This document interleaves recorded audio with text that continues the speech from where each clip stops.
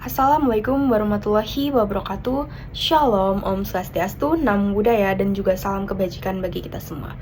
Perkenalkan, nama saya Hanifah Fitriani dengan NIM 205230004 dari Fakultas Hukum Universitas Tarumanegara dengan dosen pengampu Bapak Heri Firmansyah selaku pengampu mata kuliah Kapita Selekta Hukum Pidana. Di sini saya akan memaparkan materi mengenai kebijakan lapas di Indonesia dan juga pidana mati.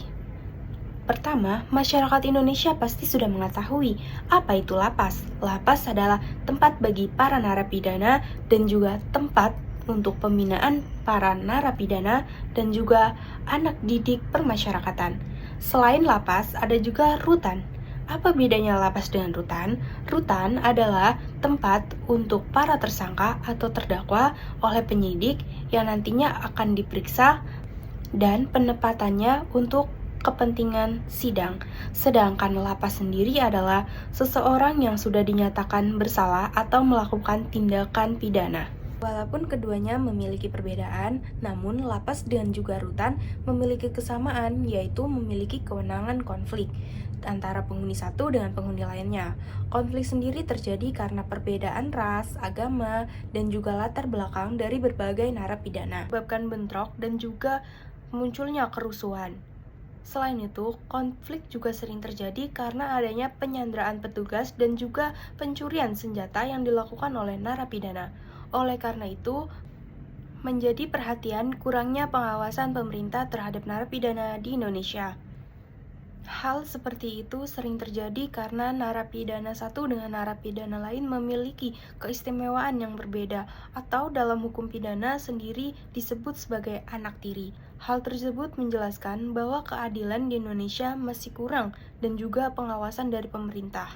Secara teori, overcapacity dapat menyebabkan terjadinya prisonisasi, antara lain adalah perampasan barang narapidana, pencurian di dalam sel, terjadinya perkelahian antar kelompok, perpelancongan terhadap narapidana baru, serta berdasarkan asal daerah, penggunaan bahasa khusus yang digunakan agar pihak lain tidak mengetahui, serta adanya praktek homoseksual yang dilakukan di dalam sel karena sel antara perempuan dan juga laki-laki yang dipisah, serta kode etik yang menjaga rahasia sesama narapidana dan lain sebagainya. Selanjutnya, keamanan dan juga ketertiban di dalam lapas diatur dalam pasal 46 sampai dengan 50 Undang-Undang Nomor 12 Tahun 1995 tentang Permasyarakatan, dengan materi yang masih sulit sehingga hanya diatur mengenai kewenangan kelapasan, petugas kelapasan, kelengkapan prasarana dan sarana lain dengan kebutuhan keamanan dan juga ketertiban di dalam lapas. Peraturan keamanan di dalam rutan diatur pada pasal 43 sampai dengan 47 Peraturan Pemerintah Nomor 58 Tahun 1969 tentang syarat-syarat dan tata cara pelaksanaan wewenang itu semua.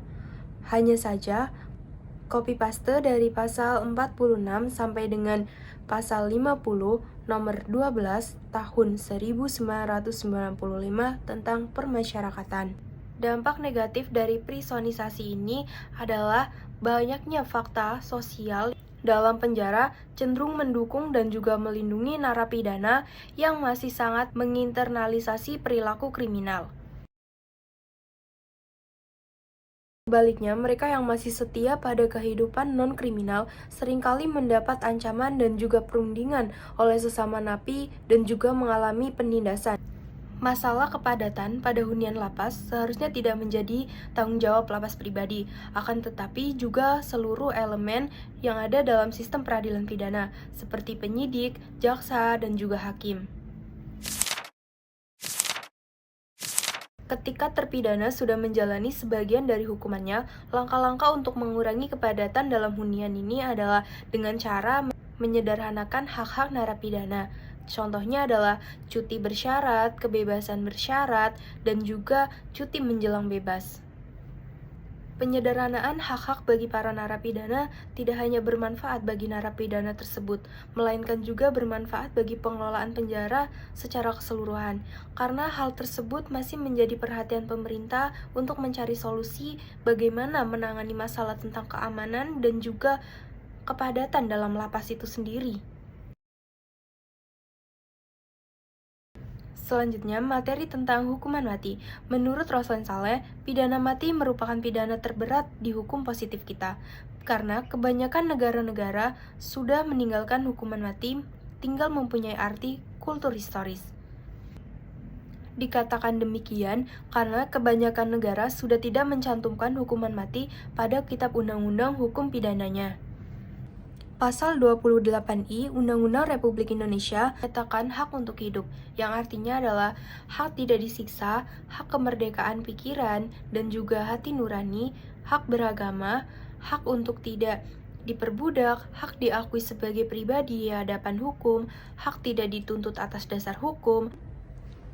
Pelaksanaan hukuman mati diatur dalam pasal 11 bahwa pelaksanaan pidana mati yang dilakukan oleh peradilan pidana umum ataupun peradilan pidana militer dilakukan dengan cara ditembak mati.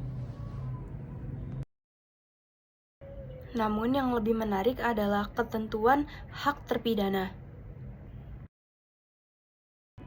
Dalam hal ini, jaksa tidak ikut campur dalam melaksanakan hukuman mati dalam waktu 3 kali 24 jam. Selama periode tersebut berlangsung, terpidana dapat menyampaikan pesan atau keinginan. Jika terpidana sedang hamil, pelaksanaan hukuman mati akan diundur 40 hari atau setelah anaknya lahir. Dengan kata lain, jika kita berada dalam posisi tersebut sebagai terpidana mati, kita diberikan waktu selama 3 kali 24 jam untuk mengungkapkan keinginan ataupun mengungkapkan kesempatan yang belum tercapai semasa hidup. Misalnya, selama menjalani hidup, kita belum pernah merasakan makanan yang enak, kenyamanan, ataupun hal-hal lain, kita bisa meminta hal tersebut sebelum hukuman dijalankan. Jaksa tinggi atau jaksa yang bertanggung jawab akan berusaha mengabulkan keinginan dan permintaan sebelum hukuman mati dijalankan.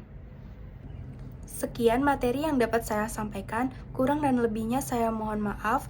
Wassalamualaikum warahmatullahi wabarakatuh. Shalom, Om Swastiastu, Namo Buddhaya, dan salam kebajikan bagi kita semua.